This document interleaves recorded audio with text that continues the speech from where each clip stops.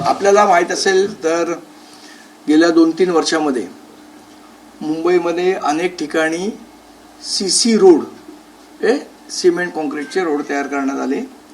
त्यासाठी तब्बल महापालिकेने जवळजवळ 8,000 कोटीचं निधी हा मंजूर केला होता आणि त्याप्रमाणे रोडची कामं चालू झाली. बऱ्याच ठिकाणी सीसी रोड झाले सुद्धा. आज दुर्दैवाने पुन्हा अशी परिस्थिती निर्माण झालेली आहे की या सगळीकडचे सीसी रोड हे पुन्हा एकदा खोदायची परमिशन ही महानगरपालिकेने दिलेली आहे. कुठल्या अधिकारात दिली? एक खोदलेले सीसी रोड पुन्हा कोण दुरुस्त करणार? त्याचे एवढे मिनिमम पैसे महापालिकेने का घेतले? मग सीसी रोडचा जो खर्च आहे त्याच्यापेक्षा कमी पैसे महापालिकेने घेतले ते पुन्हा झालेले खड्डे बुजवण्यासाठी. आणि पुन्हा तीच क्वालिटी होईल ही शंका आहे, कारण बऱ्याच ठिकाणी सीसी रोड खोदल्यानंतर तिकडे पुन्हा डांबर टाकण्यात आलं. मग सीसी रोड करण्याचा अर्थ काय उरला? एक न धड असे अनेक प्रश्न या अनुषंगाने उपस्थित राहतात. हा मुद्दा क्रमांक 1. मुद्दा क्रमांक 2 असा आहे की ज्या गोष्टीसाठी ही परवानगी दिली गेली त्या होत्या इलेक्ट्रिक केबल वायर. बरोबर? आता या इलेक्ट्रिक केबल वायर आपल्याला माहिती असेल मुंबई शहरापुरतं बोलतोय आम्ही. ही BSTची आहे हे तर आपल्याला सगळ्यांना माहिती आहे. मग टाटा पॉवरला ही खोदायची परवानगी का दिली? एवढी काही आज मुंबई शहरात तर अख्ख्या सगळ्या ठिकाणी BST सप्लाय करते. मग टाटा पॉवरला ही स्पेशल परमिशन का देण्यात आली इलेक्ट्रिक केबल टाकण्याची? हा मुद्दा क्रमांक 2. मुद्दा क्रमांक 3 याच्यामध्ये असा आहे की परमिशन तर दिली, पण टाटा पॉवरला जी परमिशन दिलेली आहे त्या परमिशनची ही कॉपी माझ्याकडे आहे, ही आपण बघू शकता.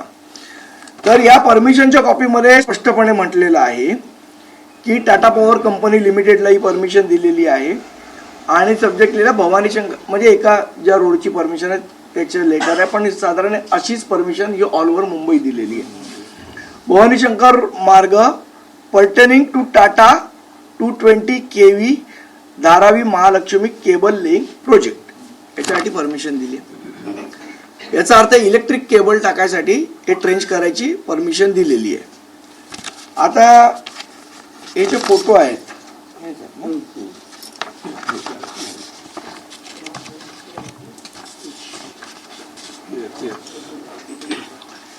या ज्या आहेत या इलेक्ट्रिक केबल नाही आहेत, या आहेत ऑप्टिकल फायबरच्या. आता मुळात परमिशन जर इलेक्ट्रिक केबलची दिली आहे तर मग टाटा पॉवर ऑप्टिकल फायबर का घालते? आणि मग ह्याच्यावर चेक कोणाचा पाहिजे की आपण ज्या गोष्टीसाठी परवानगी देतोय ती गोष्ट करत असताना अजून काही युटिलिटी या टाटाच्या मार्फत जात आहे आणि मग याचं अल्टिमेटली नुकसान कोणाला आहे? बरं, तुम्ही जर 4 परमिशन दिल्या आहेत तर मग 4 परमिशन देताना 4 गोष्टींचे तुम्ही पैसे घ्यायला पाहिजे होते टाटाकडनं. परमिशन जर टाटा पॉवरला दिली आहे तर मग टाटा कम्युनिकेशन ऑप्टिकल फायबर का टाकते? असे सगळे मुद्दे या संदर्भात आम्ही काल महानगरपालिकेला एक पत्र सुद्धा दिलेलं आहे दोन्ही वॉर्डला. हा सगळा शोध आमचे शाखा सचिव लक्ष्मण पाटील, आमचे उपशाखाध्यक्ष गौरव डोंगरे, शाखाध्यक्ष संतोष साळी हे लोक तिकडे ते काम बघत होतं तेव्हा त्यांना ही गोष्ट निदर्शनास आणली आणि माझ्या निदर्शनास आणली. काल आम्ही या संदर्भात महानगरपालिकेच्या अधिकाऱ्यांची बैठक केली, जे ई मेंटेनन्सचे अधिकारी आहेत, जे परवानगी द्यायला ज्यांच्याकडे अधिकार दिलेले आहेत त्यांच्याकडे या कुठल्याही गोष्टीचं उत्तर नव्हतं. जेव्हा आम्ही त्यांना विचारलं की टाटा पॉवरला तुम्ही परमिशन दिली मग टाटा कम्युनिकेशन काम कसं करते, या गोष्टीचं कुठलंही उत्तर त्यांच्याकडे नव्हतं. त्यामुळे आम्ही एक तक्रार नोंदवलेली आहे की तातडीने हे काम थांबवावं आणि जे याच्या आधी सुद्धा सन्माननीय राजसाहेबांनी च्या नेतृत्वाखाली सन्माननीय राजसाहेबांच्या नेतृत्वाखाली आमचं एक शिष्टमंडळ गगराणींना भेटलं होतं. त्यावेळी आम्ही सांगितलेलं की ही जमीन महापालिकेची आहे, याच्या आतमध्ये जेवढे युटिलिटी जातात ह्याच्यातनं हजारो कोटी रुपये हे या प्रायव्हेट कंपन्या, मग ते टाटा असतील, अंबानी असतील, अदानी असतील, जे कोण एअरटेल असेल, वोडाफोन असेल, असे अनेक लोक आहेत की जे यातनं हजारो कोटीचे इन्कम जनरेट करतात. जमीन महापालिकेची, जमिनीच्या आतमध्ये खोदकाम करण्याची परवानगी महानगरपालिका देते.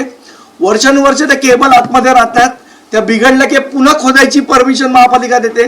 महानगरपालिकेला फक्त खड्डा भरण्यापुरते पैसे ते लोक देतात. ह्याच्यातनं महानगरपालिकेला का नाही उत्पन्न मिळत? जर जमीन महापालिकेची, रस्ते महापालिकेचे, त्याच्या केबल हे प्रायव्हेट कंपन्या टाकणार, मग त्यातनं निर्माण होणारा जो एवढा भला मोठा जो प्रॉफिट आहे तो महानगरपालिकेला का नाही त्याचं शेअर मिळत? म्हणजे जागा महापालिकेची वापरायची आणि प्रायव्हेट कंपन्यांना पैसे कमवायला द्यायचे आणि इथे महानगरपालिकेने लोकांवर टॅक्सेस लावायचे. मग या कॉर्पोरेट कंपन्यांवर टॅक्सेस का नाही महापालिका लावत आहे? महापालिकेचे कुठले अधिकाऱ्यांचे आर्थिक हितसंबंध या कॉर्पोरेट कंपन्यांशी गुंतलेले आहेत? इतके 4 वर्ष आम्ही बोलतोय कारण तेव्हा प्रशासन होतं, प्रशासनात काहीच करत नव्हतं. पण आमची अशी अपेक्षा आहे की आता जे नवीन नगरसेवक निवडून आलेले आहेत, सभागृहात गेलेले आहेत, आता यांचा कंट्रोल असला पाहिजे महापालिकेवर. तर या मुद्द्यावर महानगरपालिकेमध्ये सविस्तर चर्चा व्हावी ही आमची अपेक्षा आहे. आणि जे कोण अधिकारी त्यांना दिलेल्या अधिकाराच्या बाहेर जाऊन या परवानग्या दिलेल्या आहेत यांच्यावर कडक कडक कारवाई झाली पाहिजे. हे नेक्सस आहे, कारण तुम्ही जसं सुरुवातीला म्हणालात की कॉन्ट्रॅक्ट काढले रस्त्याचे, आता 2.5 वर्षापूर्वी 5,000 कोटींचे, आता मागच्या महिन्यामध्ये 600 कोटींचे रस्ते कंत्राटी करतात. तेच रस्ते पुन्हा कॉन्क्रीट करणार, तेच रस्ते पुन्हा कॉन्क्रीट करणार आहे. तो कॉन्क्रीट, बरं तुम्ही जेव्हा कॉन्क्रीटीकरण केलं तेव्हा रस्त्याच्या साईडला तुम्ही डक्ट ठेवायला पाहिजे होते की त्या डक्टमध्ये काय युटिलिटी तुम्हाला टाकायची ते तुम्ही डक्ट ठेवत नाही. आताही तुम्ही बघा बाहेर जाऊन सगळीकडचे रस्ते खोदलेले आहेत आणि ते सीसी रोडचे रस्ते खोदलेले आहेत. लोकांना ट्रॅफिकचा त्रास होतो, वाहतूक खोळंबा होतो तो वेगळा, तो होऊन महापालिकेचं नुकसान होतं तेही होतं. आणि प्लस महानगरपालिकेच्या हाती काय पडतं? टणटण गोपाळ, काही मिळत नाही महापालिकेला, यातनं उत्पन्न सुद्धा मिळत नाही. मग आपण या लोकांना काय एवढं रेड कार्पेट टाकतोय हा आमचा प्रश्न आहे. साधारण अशी किती रस्ते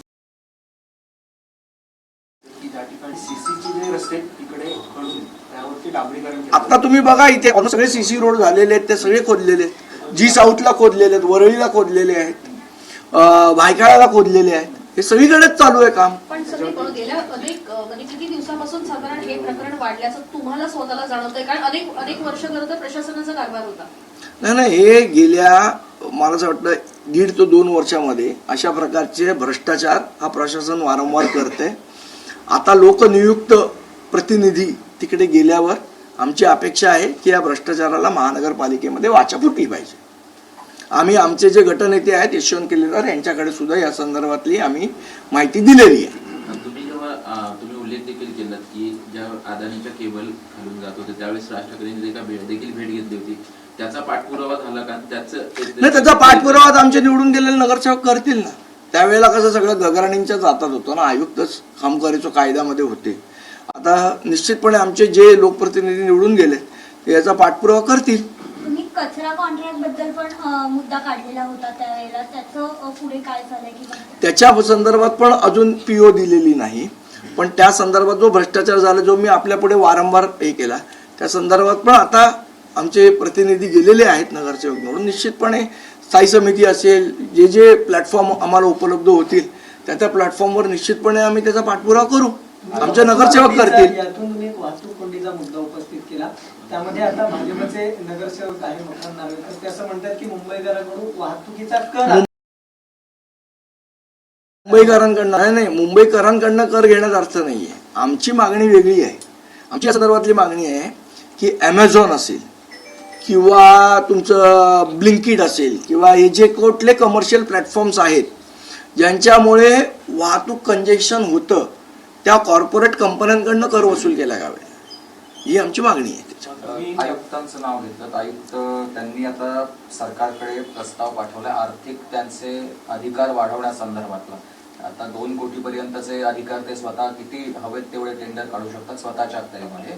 नगर आणि जे तुमच्या बाहेर बसलेले प्रभाग समिती आहेत त्यांना 4 कोटीच्या खाली मला असं वाटतं आयुक्तांचा कायदेशीर अभ्यास थोडा कमी असेल किंवा त्यांना कायदेशीर सल्ला देणारे लोक बरोबर देत नसतील. महानगरपालिका अधिनियम 1888च्या कलम 72(3) प्रमाणे आयुक्तांना 50 लाखाच्या वर कुठलेही टेंडर मंजूर करायचा अधिकार नाही. हे आम्ही सुद्धा स्थायी समिती असताना वारंवार याचं उल्लंघन असताना आम्ही केलेलं आहे. या संदर्भातला सुप्रीम कोर्टाचा आदेश आहे की लोकप्रतिनिधी असताना अशा प्रकारचं कुठलंही टेंडर प्रशासन काढू शकत नाही. त्यामुळे लोकशाहीला गळा आवडण्याचं काम आयुक्तांनी करू नये आणि सरकारने त्याला पाठिंबा देऊ नये. कारण हे महानगरपालिका अधिनियम 1888च्या 72(3) या कलमाच्या विरोधात आहे. जर करायचं असेल तर त्यांना 72(3) हे कलम विधानसभेमध्ये त्याच्यावर संशोधन करावं लागेल. एक मी ज्या प्रकारे आता म्हणाला की रस्त्याचं परत परत खोदले जाते, सीसी रस्ते खोदले जातात, याआधी अनेक आरोप होत होते जे महापालिकेमध्ये सत्तेवर होते त्यांच्यावरती की रस्त्याचं खोदकाम करायचं आणि त्याच्यातून मलिदा खायचा. मात्र आता जो सीसी रस्ते तयार केलेत आणि या ज्या अशा वायरीस असतील त्या टाकण्यासाठी पुन्हा एकदा खंडे जातात, हा नवा पर्याय मलिदा काढण्याचा या सरकारचा आहे. नाही, निश्चितपणे बघा कसं आहे की नुसतं रस्ते खोदून नुकसान होत नाहीये महापालिकेचं. त्याचे समजा ट्रेंचेसचे ते रस्ते नीट होत नाहीयेत हा एक नंबर 1चा मुद्दा आहे. प्लस तुम्ही इलेक्ट्रिक केबल आज समजा तुम्ही मी टाटा आहे आणि मला परवानगी दिली इलेक्ट्रिक केबल टाकायचं तर मी इलेक्ट्रिक केबलच टाकली पाहिजे ना. त्याच्याऐवजी मी जर बॉम्ब ठेवायला सुरुवात केली तर ह्याच्यावर लक्ष कोणाचं आहे.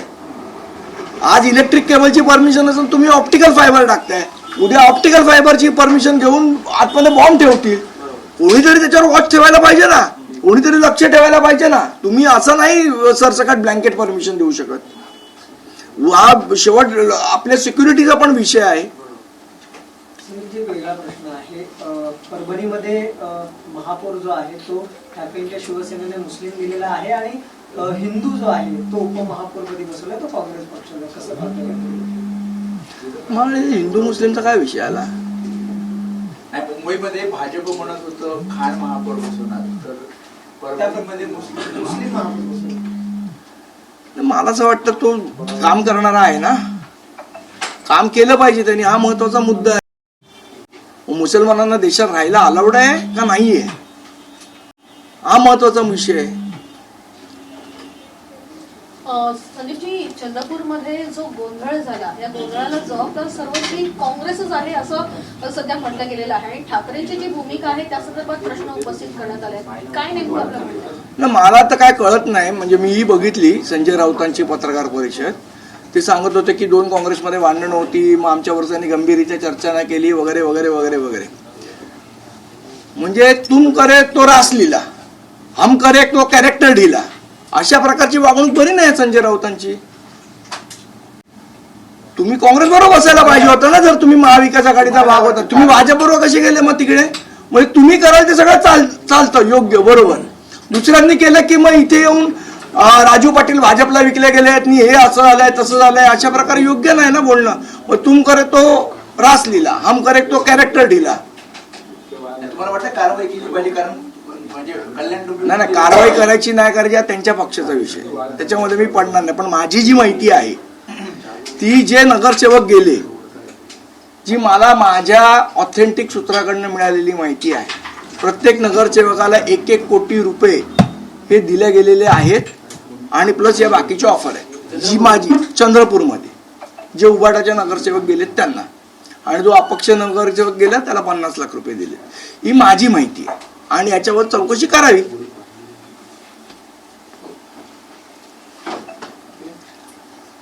ठीक आहे. आणि हे कोणी घडवून आणलं हे लोकांना माहिती आहे की याच्या मागे कोणाचा हात होता, कुठल्या उबाटाच्या नेत्यांनी हे सगळं स्कूप अप केलं, हे सगळं घडवून आणलं. एकदा त्यांनी त्यांच्या पण घरात विचारायला पाहिजे. संदीपजी, एक थोडासा म्हणजे वेगळा प्रश्न आहे की संजय राऊतांना अंधारात ठेवलं का संजय राऊतांनी स्वतःहून डोळ्यावर पट्टी बांधून घेतली हे पण बघावं लागेल चंद्रपूरच्या बाबतीत. गेल्या 1.5 वर्षामध्ये साधारण मोठ्या प्रमाणात अनधिकृत बांधकामं मुंबईमध्ये वाढलेली आहेत आणि त्या संदर्भात मुंबई हायकोर्टानं खरं तर पालिकेवर ताशेरे ओढलेत. त्यांनी असं म्हटलेलं आहे तर मुंबईकरांना पुण्यानेच प्रवास करावा लागेल.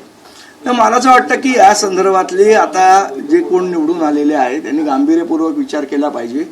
आम्ही एक प्रस्ताव असताना महापालिकेला दिलेला की अनधिकृत बांधकाम असतील किंवा अनधिकृत फेरीवाले असतील, या सगळ्यांवर कारवाई करायला महापालिकेकडे तसा फोर्स नाही आहे. त्यामुळे महापालिकेने प्रत्येक वॉर्डसाठी एक डेडिकेटेड पोलीस स्टेशन ठेवावं, ज्या पोलीस स्टेशनचा फोर्स हा फक्त महानगरपालिकेच्या संदर्भात होणाऱ्या गुन्ह्याच्या अनुषंगानेच काम करेल, जेणेकरून या सगळ्या गोष्टींवर आळा बसेल आणि त्याचे पैसे हे महापालिकेने पे करावेत. महापौर असे म्हणाले काल की 8% जो दरवर्षी पाणी पट्टीमध्ये वाढ होते ती आता आम्ही स्थगित करतो, रद्द करतो.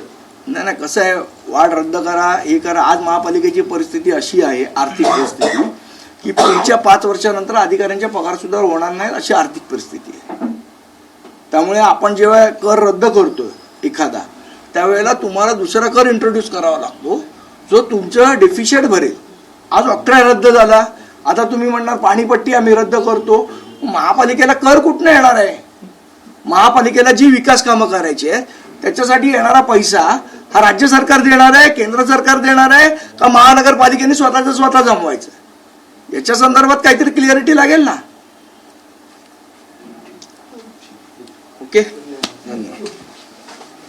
ते जरा त्या नवीन आले टाटाचं. हा, हे सगळे पेपर देणे टाटाचं द्या. हे पण द्या. फोटो काढतो.